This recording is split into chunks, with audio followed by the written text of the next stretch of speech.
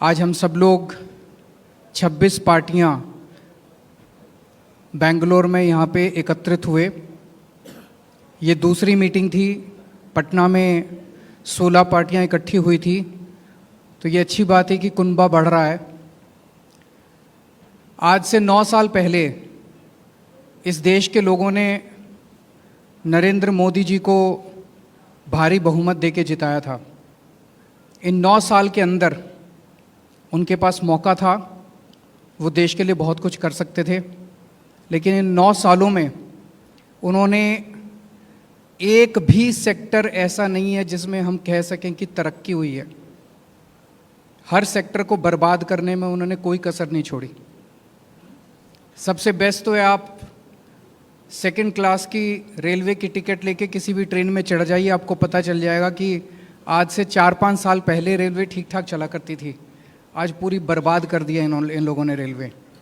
इन्होंने इकोनॉमी बर्बाद कर दी, इन्होंने रेलवे बर्बाद कर दी, सारे एयरपोर्ट बेच दिए, इन्होंने जहाज बेच दिए, आसमान बेच दिया, धरती बेच दी, पाताल बेच दिया, सब कुछ इन्होंने अपने लोगों को बेच दिया, कोई कसर नहीं छोड़ी। आज देश में हर आदमी दुखी है। युवा दुखी है, किसान दुखी है, मजदूर दुखी है, व्यापारी दुखी है, इंडस्ट्रियलिस्ट दुखी है, गृहिणी दुखी है। ऐसा कौन सा व्यक्ति है जो दुखी नहीं है? तो आज ये 26 पार्टियां हम सब लोग अपने लिए एकत्रित नहीं हुए।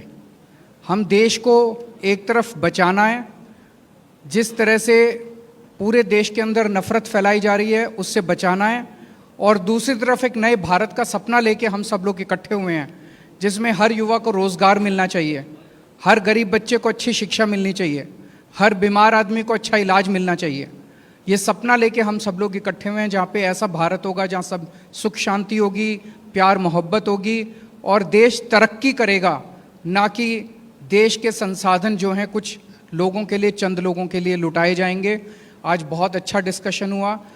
मंच पे उपस्थित सभी मान्यवर और मेरे पत्रकार भाई और बहनों, दूसरी कामयाब मीटिंग हुई है हमारी, और आपने देखा होगा तानाशाही के खिलाफ जनता इकट्ठा हो रही है।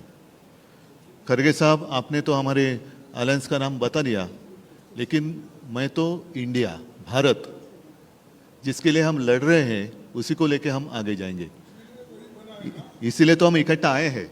और आप देखते होंगे, पहले सवाल कई लोगों ने मुझे पूछा कि अलग अलग विचारधारा के लोग हैं, राजनीति में विचारधारा तो अलग होनी चाहिए, इसी को तो प्रजातंत्र मानते हैं, लेकिन इसके बावजूद हम एक आए हैं क्योंकि अब लड़ाई सिर्फ हमारी पार्टी की नहीं है।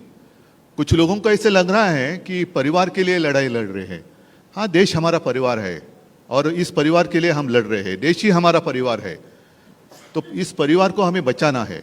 और लड़ाई हमारी एक पार्टी के खिलाफ या एक व्यक्ति के खिलाफ नहीं है, लड़ाई हमारी नीति के खिलाफ है, तानाशाही के खिलाफ है।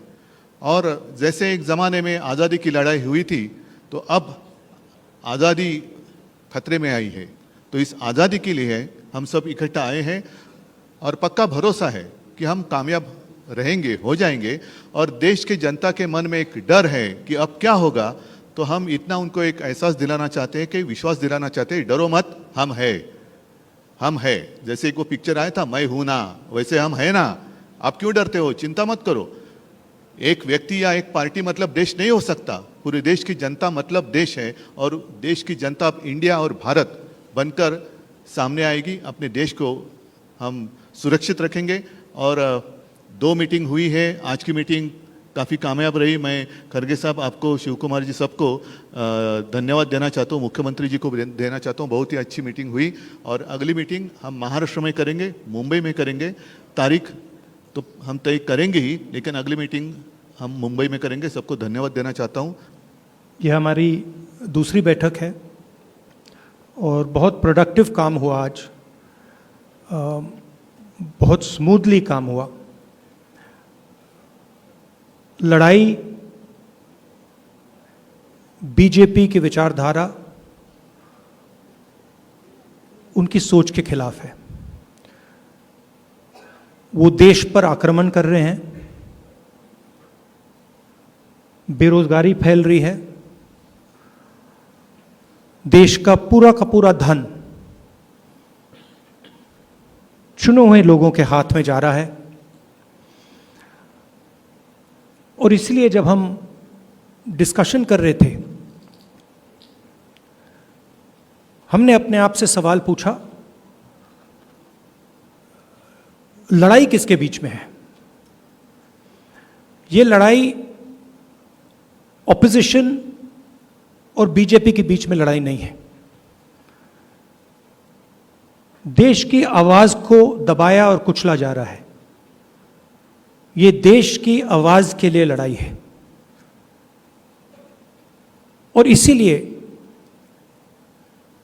ये नाम चुना गया, Indian national developmental inclusive alliance, मतलब इंडिया। लड़ाई एनडीए और इंडिया के बीच में है, नरेंद्र मोदी जी और इंडिया के बीच में है, उनकी विचारधारा और इंडिया के बीच में है। आप जानते हो, जब भी कोई हिंदुस्तान के सामने खड़ा होता है, इंडिया के सामने खड़ा होता है, तो जीत किसकी होती है? कहने की ज़रूरत भी नहीं है। मैंने कहा दूसरी मीटिंग है, इसके बाद हमारी मीटिंग महाराष्ट्र में होगी और हमने निर्णय लिया है, सब ने निर्णय लिया है कि अब हम एक एक्शन प्लान तैयार करेंगे जहां हम एक साथ मिलकर देश में हमारी विचारधारा के बारे में और जो हम देश के लिए करने जा रहे हैं उसके बारे में बोलेंगे।